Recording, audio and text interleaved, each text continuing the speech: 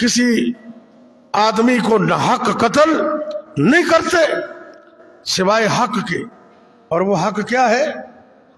کسی مسلمان کو 3 صورتوں میں قتل کرنا جائز ہے، وہ بھی میرے اور آپ کے لیے نہیں، حکومت وقت کے لیے۔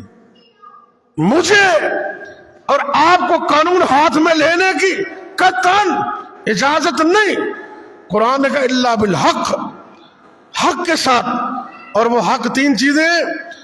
کوئی بندہ کسی بندے کو قتل کر دے، اس کے بدلے میں عدالت اسے قتل کی سزا دے گی، اور اسی طرح کوئی شادی شدہ ہو کر زنا کر لے، اس کو پتھر مار کر حکومت وقت، جو بھی حکومت ہے اسلامی حکومت، لوگوں کے سامنے پتھر مار مار کر رجم کر دے گی۔